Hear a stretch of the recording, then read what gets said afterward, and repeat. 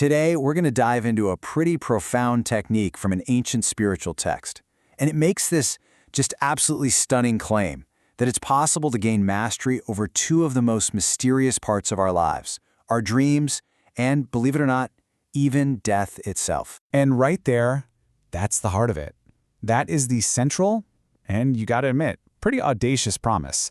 We're not just talking about understanding your dreams or, coming to terms with death. Nope. The goal here is to actually have direction over them. That's a huge claim. So, let's unpack how this ancient source says something like that is even possible. So, where does a journey this extraordinary even begin? Well, according to the text, the path to mastering death, it doesn't start with death at all. It actually starts somewhere way more familiar to all of us, right through the gateway of our dreams. That's a fair question, right? I mean, why would you pour so much energy into that fleeting, sometimes totally nonsensical world we visit when we're asleep? Well, the text suggests it's because, right now, our relationship with our dreams is one of complete and utter powerlessness.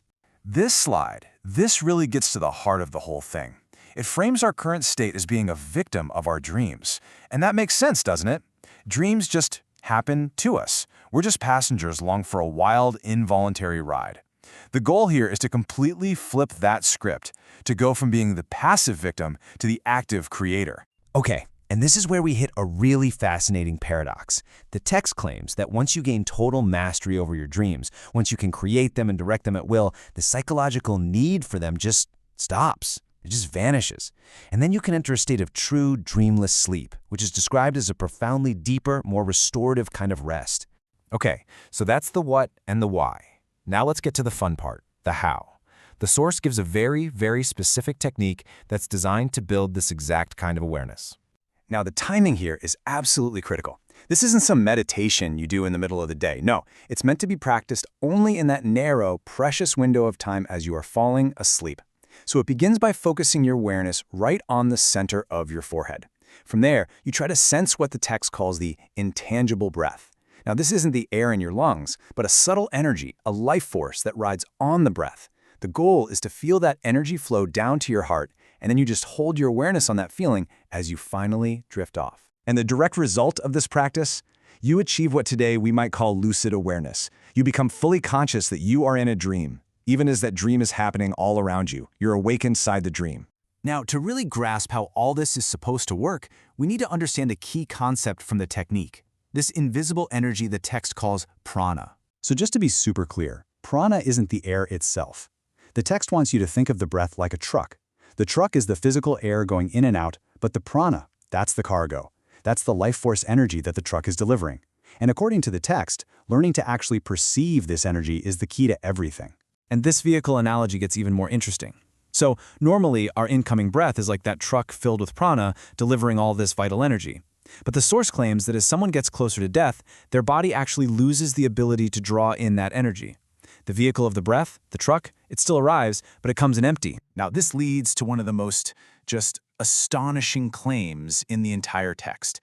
It states that this whole process of prana flow actually reverses 6 months before death, which means an individual who has developed the awareness to perceive this subtle shift could, in theory, know the exact timing of their own death.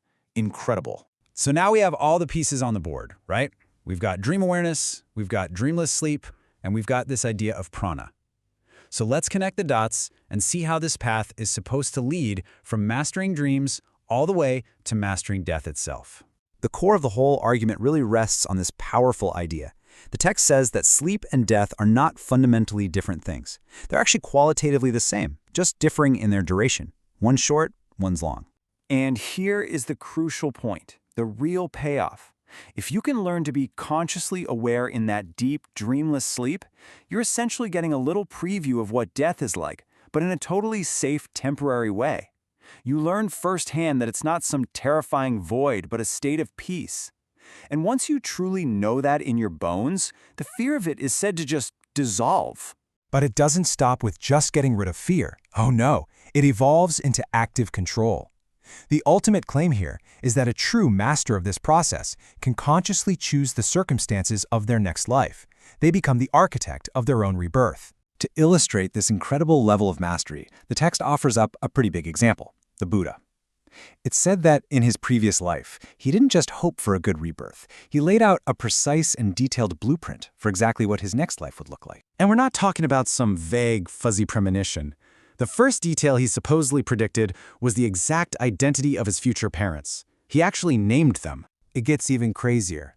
The text says he then went on to describe a specific sequence of symbolic dreams his mother would have while he was in the womb, dreams that would act as a clear sign that he was on his way. And for the final, most dramatic prediction, he said that immediately after being born, he would stand up and take 7 steps.